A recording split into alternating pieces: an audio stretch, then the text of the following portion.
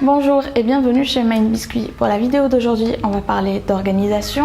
Dans un premier lieu, je vous parlerai de mon organisation au quotidien sur les semaines et sur les mois.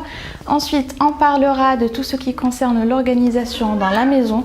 Donc par exemple pour faire les courses, ses repas, ainsi que ranger sa paperasse.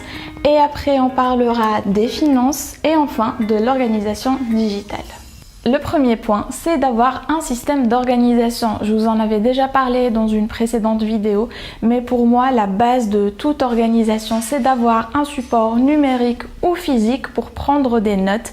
Pour ma part, j'utilise un mix des deux. Donc pour la partie numérique, j'utilise le calendrier Google et Google Keep, et pour la partie physique, j'utilise le bullet journal. Sur le calendrier Google, je programme mes semaines et mes journées, j'y mets mes rendez-vous, des événements, je programme mes vidéos et je mets même mes tâches quotidiennes car ça me permet de leur assigner des plages horaires précises et je reçois également une notification à chaque fois que c'est l'heure de faire quelque chose, ce qui est plutôt pratique. Ensuite, Google Keep, ça permet de prendre note. J'écris mes scripts dessus, mes listes de courses, mes idées. Ça permet aussi d'enregistrer des liens et vous pouvez partager une note ou plusieurs avec d'autres utilisateurs et avoir différentes catégories. Et enfin, le classique bullet journal que j'utilise pour planifier mon mois et ensuite mes journées au quotidien. Planifier ses repas, ça consiste simplement à prendre une feuille et un stylo, de faire l'inventaire de ses placards et de son frigo, de consulter son conjoint, ses enfants ou les personnes qui mangent avec vous et de faire une liste des repas de la semaine et ensuite de faire une liste de courses qui y correspond. Car faire ses courses sans avoir prévu ses repas, c'est s'assurer un bon grand gaspillage. Vous allez acheter des légumes qui vont pourrir, vous allez acheter des produits que vous avez déjà et en plus de ne plus avoir à se poser la question tous les jours mais qu'est-ce que je vais bien pouvoir préparer à manger aujourd'hui, vous ne courez pas aussi le risque d'être à court d'un produit quand vous vous êtes enfin décidé. Mais le plus gros avantage va se ressentir au niveau de votre porte-monnaie et bien sûr pour l'environnement. Alors, pour votre paperasse, qu'il s'agisse de vos diplômes, de vos contrats, de vos factures, vos cartes et vos passeports, bref, divers documents, je vous suggère un porte-documents où vous allez pouvoir les classer, les avoir au même endroit et de les retrouver vite si besoin. Je sais que beaucoup de personnes ne gardent pas leur facture ou du moins le reçu de leur facture payée, mais croyez-moi, vous pouvez en avoir besoin. Moi-même, j'ai été confrontée à une situation où on m'a envoyé une facture avec un cumul de factures impayées que j'avais quand même payées.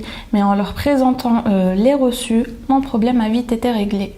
Pour clôturer la partie maison, pour garder un chez-soi bien organisé, la règle d'or, en fait il y a deux règles d'or. La première c'est de faire souvent le tri et de donner et de jeter ce qu'on n'utilise pas.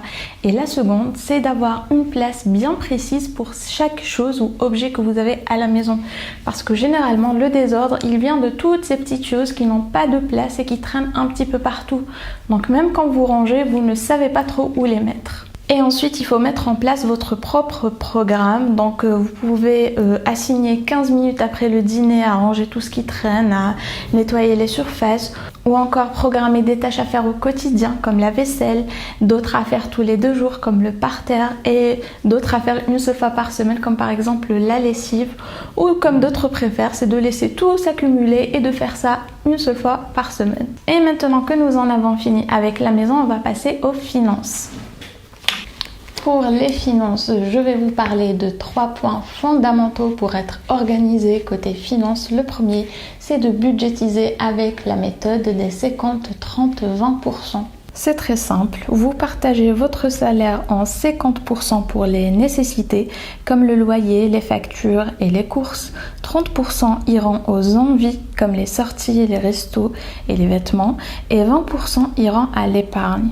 Bien sûr, ces pourcentages peuvent être modifiés selon vos besoins et vos moyens. Ensuite, mettre en place le fonds d'urgence que vous pouvez financer avec les 20% d'économie pendant quelques mois. À vous de déterminer le montant. Ça sera un fonds qui servira à régler les dépenses imprévues comme une panne, une visite chez le médecin ou encore une facture qui dépasse vos attentes. Et enfin, le fonds de sécurité qui peut aussi être considéré comme votre fonds d'épargne. Toutefois, il sert à une autre fin, d'où le nom. Donc il doit contenir 3, 6 ou une année de salaire. Tout dépend de vos moyens qui vont vous garantir une sécurité dans le cas d'un licenciement ou d'une maladie invalidante, le temps de retrouver une source de revenus. Et quand je vous dis salaire, il s'agit bien entendu du minimum pour payer son loyer, ses factures et se nourrir. Et on termine avec les données virtuelles. La première chose, c'est les mots de passe. Donc écrivez tous vos mots de passe sur une feuille de papier et mettez-la en lieu sûr chez vous. Ou encore, prenez une page de votre bullet journal et écrivez tous vos mots de passe.